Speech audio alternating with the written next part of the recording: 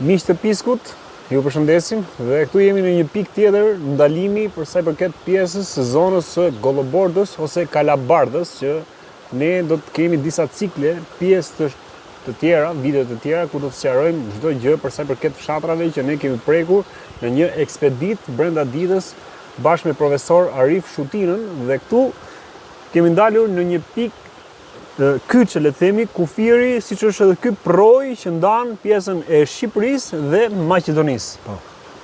Ndodhemi në fshatin. Ky është fshati Vladimiric. Fshat me mbi 100 shtëpi, fshat patriot, fshat me resurse të mëdha bujqësore bлекtorale, por dhe me njerëz shumë të mirë, të shkolluar, të edukuar nga gjithë pikpamjet. Megjithse tokat janë matan bile gjysma, nga gjysma e projit e tutje është vend jo shqiptar sipas tyre. Sipas tyre. Në një kohë kur ajo është tokë shqiptare, tokë e Lladomericës. E fshatrave. E fshatit Vladimiric. Por ky proj vazhdon, kalon lag disa fshatra, po disa fshatra ka. Disa fshatra të zonës së Gollobordës, Kalabardhës. Por më e keqja është edhe sot. As ato e punojnë, as ato e lejnë me punu. Po. Të dyja palët nuk e lejnë njëra tjetrën që ta punojnë. Në një kokër mirë ai se punon. Po pse se jep Zotit ta shfrytëzoj? Ujë ka, gjitha ka. Të jetojnë më mirë me. Shikoni rrugën. Shkatruar. Po. E kush e ka fajin? Maqedonia ka fajin edhe për te, për rrugën. Pra është e braktisur nga vetë shteti shqiptar? Fshati është braktisur nga shteti shqiptar për arsye personale të drejtuesve shqiptar. Sepse nëse një shtet do që të fuqizohet, në radhë të parë do të fuqizoj fshatin, sepse ai e mban qytetin. Sepse çfarë prodhon fshati i çon qytet. Qyteti sot, flasis sot për sot, qyteti nuk prodhon asnjë lloj prodhimi, asnjë lloj të ardhure. Vetëm gënjeniriteti tregti. Unë ta shes 5 lek, ti më shet 6 lek. Edhe midis tyre lëvizin fitimet e humbjet. Po. Nësa prodhim, zero. Po si është vendosur që ky proj këtu që kalon do jetë pika e kufirit? Kush e ka vendosur? Kur është vendosur? Po, Europa kurv. Europa kush? Europa kurv. Europa kurv? Po. Po jo. Po ashtu i thonë. Po 2030 do futën në Europë, ne ke kurva do futemi? E 30-ën. Po në 13-ën, atëre e ndanë. Pra në 1913-ën u nda. Atëre e ndanë. Por në 2030 ne do të futemi në Europë. Do të futemi ke kurva që na kanë ndarë në këtë lloj farfeje, në Po këtë lloj. të shojmë a do na fusin. Po ta shojmë. Të jemi gjallë, ta shojmë atëre të mund të flasim pastaj. Po. Nëse është e tillë siç e tham, apo po mirë. Se ju po thoni që Europa kur bëri këtë ndarje në 1913-ën që na ka ndarë, na ka lënë tokat për jashtë, e ka copëzuar Shqipërinë etj. Por ne po asistojmë prej vitesh për të futur në Europë. Çfarë doni ju që të tregojmë? Pra tregoj Europa, ndërkohë që na ka përçarë ne dhe ne duam që të futemi atje. Pse duam të futemi në një vend që ne s'na don të mirën, domethënë. Po ne mendojmë sipas nesh, të kohës sot nesh. Mendojmë se Europa ka ndryshuar. Ka ndryshuar. A ndryshon kurva sipas jush? Por unë kam frikë se është zanat i vjetër.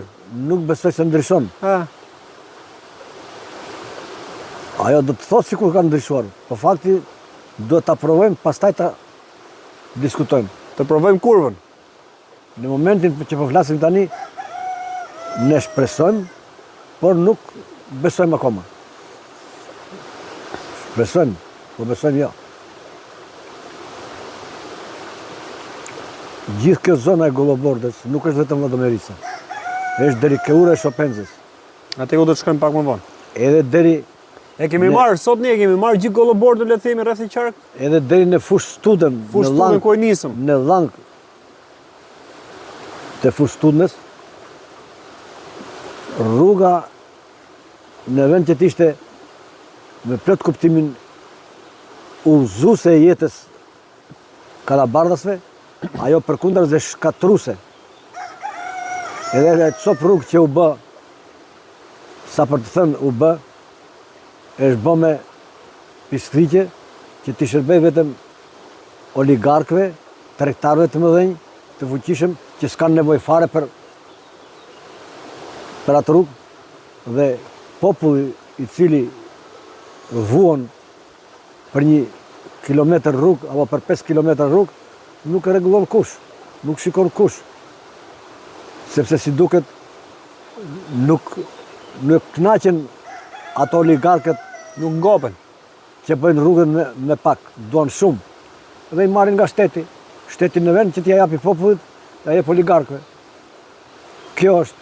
Po populli ku është? Populli është popull, s'ka forcë. S'ka forcë populli? Absolutisht nuk ka forcë. Po nuk dësh forcë ka populli në qoftë se ka ekonominë. Ekonomia e Si popullit është e shpreha, poshtë këmbës zero. të një sundimtari ka qafën e një të nënshtruari. Apo jo? A janë sundimtar këto pushtetarë tanë? Ekonomia, Ato i sundo, kushti ekonomik përcakton qenien shoqërore. Vjell, Ato nuk munden të bëjnë pa oligarkët, ndërsa populli nuk ka ekonomi që ta marrë vetë ta bëj fshatin. edhe populli është i përçar, po nga vetë këta, me frymën që ta Po ushqejnë. këto i përçojnë partit.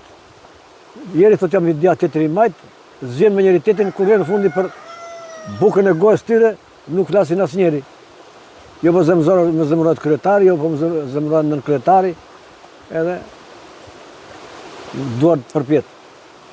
Do na A do vijë të vi një ditë që shqiptarët kalojnë për te këtij projt, shpresoj. për të shpresuar, kemi kohë që shpresojmë. Po nuk besoj se u bë kaq vjet, u bë 30 vjet s'po bëhet asgjë. Pa. Vend në numro, po mi vën. Rrotullo po mi vën. Nuk po shohim një ndryshim të vogël të paktën. Kjo është e keqja. Një fshat mos ketë rrugë, një fshat mos ketë ujë, të pishëm, çezmi aty, 200 metra apo 500 metra apo 1 kilometër larg apo 2 kilometër. Për 2 kilometër ujësjellës nuk ja çojnë ujin.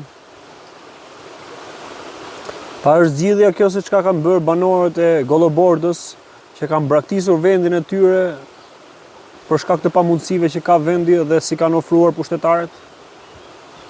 Jo vetëm që nuk është zgjidhje, po kjo është katastrofike.